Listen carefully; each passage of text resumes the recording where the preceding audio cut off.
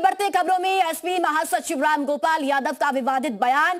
पहलगाम हमले में बयान दिया है, हिंदू को मार रहा, हिंदू रोज लोगों को मार रहे।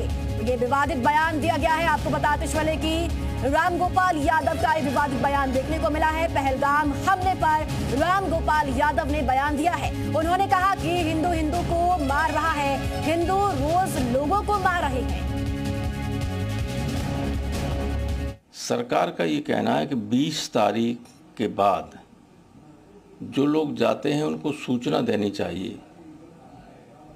तो इन लोगों ने, जो एजेंसियां थीं होटलों की, इन लोगों ने पुलिस या सेना को कोई जानकारी नहीं दी।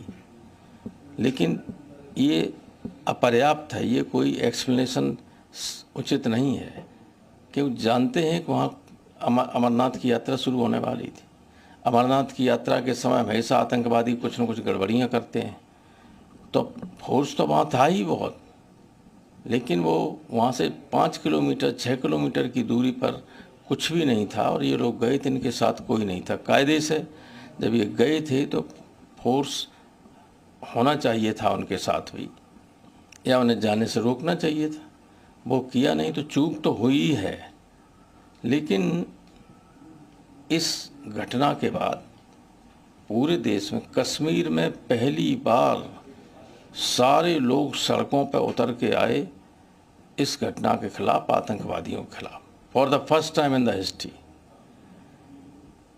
लेकिन दुखद बात यह है कि देश जब पूरा एक है तो बीजेपी के कुछ लोग और बीजेपी के से जुड़े हुए जो संगठन हैं उनके लोग इसमें भी हिंदू और मुस्लिम ढूंढने लगे।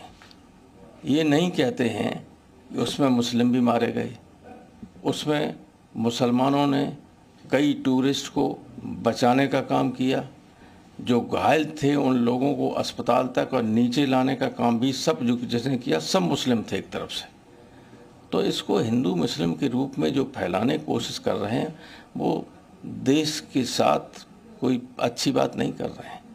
जब हम सब एक हैं और पाकिस्तान। बीजेपी विधायक राजेश चौधरी जी हमारे साथ जुड़ चुके हैं ज्यादा बातचीत के लिए। राजेश जी, सपा नेता रामगोपाल यादव का बयान सामने आया है। उन्होंने कहा है कि हिंदू को मार रहा है, हिंदू रोज लोगों को मार रहे हैं। इस बयान को आप किस तरीके से देखते हैं? देखिए, जब नाम और धर्म पूछ करके लोगों की बर्बरता पूर्वक हत्या की गई, उनके कपड़े उतरवा करके, उनके जो गुप्तांगों को देख करके उसके बाद गोलियां मारी गईं, उसके बावजूद भी यदि समाजवादी पार्टी को या रामगोपाल यादव जी को ये लगता है, तो मुझे लगता है कि वो अर्ध मुस्लिम तो पहले ही थे, पूरी तरह से इस्लाम ग्रहण कर ले, अपना नाम भी बदल लें, कलमा पढ़े, नमाज पढ़े। हिंदुओं में रह करके हिंदुत्व के साथ गद्दारी करना ये बहुत नाइंसाफी है और देश और प्रदेश की जनता बखूबी इस बात को जानती है। कितनी ही कमी रह गई है, केवल उनको अपना नाम चेंज करना है और इस्लाम ग्रहण करना है। अर्ध मुस्लिम तो पहले से ही है। इनको शर्म आनी चाहिए, इन बेशर्मों को शर्म आनी चाहिए। हिंदू मारा जा रहा है, नाम पूछ करके मारा जा रहा है, कपड़े उतार करके मारा जा रहा है, और उसको ये कहते हैं अरे केवल इसीलिए तो मारे गए कि वो हिंदू हैं, दूसरा कोई कारण उसमें नहीं था।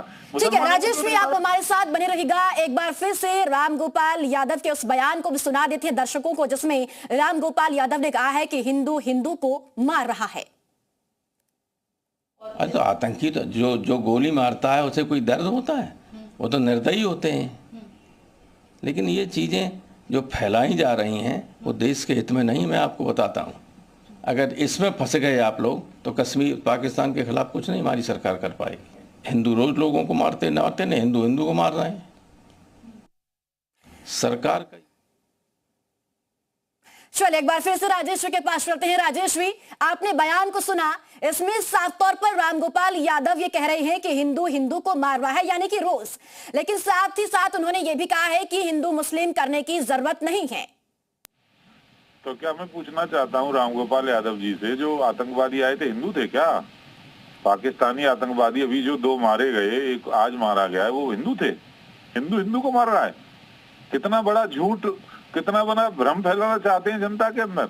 इनको, ये वोट के व्यापारी हैं, इन्हें मुसलमानों का वोट चाहिए, इन्हें इस्लाम के मानने वालों का वोट चाहिए, दूसरा कोई नहीं है। इस्लाम धर्म ग्रहण करो, काम खत्म करो। यहाँ रह करके हमारे धर्म से क्यों गद्दारी करने का काम कर रहे हो? क्यों हिंदुत्व को बदनाम करने का काम कर रहे हो? जी। आप सीनियर आदमी हैं, उम्र दराज आदमी हैं, उम्र के अंतिम पड़ाव पर बैठे हुए हैं, आप इस तरह की बात करोगे कि हिंदू हिंदू को मार रहा है? वो आतंकवादी हिंदू थे क्या?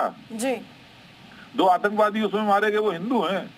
इन्हें केवल वोट की राजनीति करनी, दूसरा कुछ नहीं करना। इनको मैं फिर एक बार कह रहा हूँ, इस्लाम धर्म ग्रहण करके आराम से अपना इस्लाम की सेवा करिए, यही कमी रह गई है। चलिए, बहुत शुक्रिया राजेश्वरी जी, उत्तर प्रदेश उत्तराखंड से बातचीत करने के लिए। वक्त क्या एक छोटे से ब्रेक का है, फौरन वापस लौटेंगे।